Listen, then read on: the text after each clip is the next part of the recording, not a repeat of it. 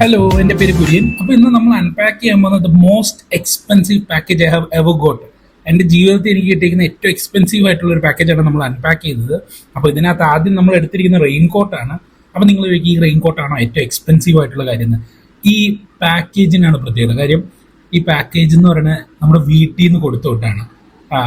Cousin നാട്ടിലേക്ക് പോകുന്നുണ്ടായിരുന്നു. അപ്പോൾ കസിൻ തിരിച്ചു വരുമ്പോൾ കസിൻ്റെ കയ്യിൽ കുറച്ച് കഴിക്കാൻ എന്തെങ്കിലും സ്നാക്സോ, പിന്നെ അവിടെ ബാംഗ്ലൂർ നല്ല മഴയായതുകൊണ്ട് റെയിൻ കോട്ടൊക്കെ കൊടുത്തുകൊണ്ട് നമ്മോട് ഒരു ദിവസം വിളിച്ചപ്പോൾ പറഞ്ഞു. അപ്പോൾ നമ്മൾ പറഞ്ഞത് ആകെ ഒരു 2 റെയിൻ കോട്ടും അതുപോലെ തന്നെ കഴിക്കാൻ എന്തെങ്കിലും ഒരു ചെറിയ സ്നാക്സും എന്നാണ്. പക്ഷെ കസിൻ എന്നാണ് വരുന്നത്, എത്ര ദിവസം നാട്ടിലുണ്ടാവും, എപ്പോഴാണ് തിരിച്ചു വരുന്നത്, ഈ കാര്യങ്ങളൊക്കെ ഇങ്ങനെ ചോദിച്ച് കസിൻ്റെ ലീവ് സെറ്റായോ, കസിൻ വന്നോ എന്നൊക്കെ ചോദിച്ച് മനസ്സിലാക്കി അതിന് വേണ്ടി ഇരുന്ന് അമ്മയും അപ്പയും എല്ലാവരും കൂടി ഇരുന്ന് അവര് ഒത്തിരി നേരം സ്പെൻഡ് ചെയ്ത് ഒത്തിരി സ്നേഹത്തോടെ നമ്മൾക്ക് വേണ്ടിയിട്ട് അവർ ചെയ്ത് ഓരോ സാധനങ്ങൾ ഉണ്ടാക്കി, ഭക്ഷണമൊക്കെ ഉണ്ടാക്കി കൊടുത്തു വിട്ടേക്കണാണ്.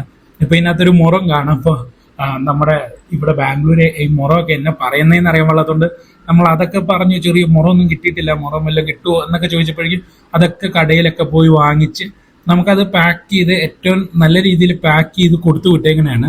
അപ്പോൾ ഈ പാക്കേജിൽ നോക്കി കഴിഞ്ഞു കഴിഞ്ഞാൽ എന്താ പറയുക, അവരുടെ സ്നേഹമാണ്.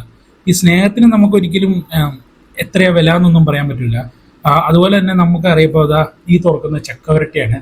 ചക്ക വരട്ടുക എന്നൊക്കെ പറഞ്ഞു കഴിഞ്ഞാൽ അത്ര എളുപ്പമൊന്നുമല്ല. എത്ര നേരം അടുപ്പിൻ്റെ ചുവട്ടിൽ നമ്മൾ ചൂട് കൊണ്ട് നിന്ന് അത് ചെയ്താലാണ് അടുപ്പിലത് അത്രയും നേരം എന്താ എഫേർട്ടാണ്.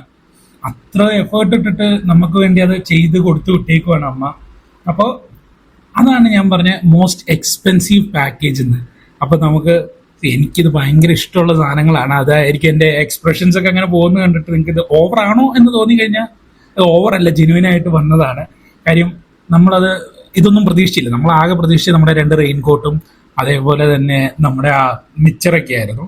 പക്ഷെ അതിൻ്റെ കൂടെ നമുക്ക് ഇവിടെ അടുക്കളയിൽ ആവശ്യത്തിനുള്ള കാര്യങ്ങൾ, നമുക്ക് ഒരു ദിവസം പോലും ഒരു ബുദ്ധിമുട്ട് ഉണ്ടാവരുത്, അവർ നമ്മുടെ അടുത്തില്ല, അപ്പം അതുകൊണ്ട് നമുക്കൊരു ബുദ്ധിമുട്ട് ഉണ്ടാവരുത് എന്നുള്ള രീതിയിൽ മാക്സിമം കാര്യങ്ങൾ നമുക്ക് വേണ്ടിയിട്ട് ചെയ്ത് അയച്ചു വിട്ടേക്കുവാണ്.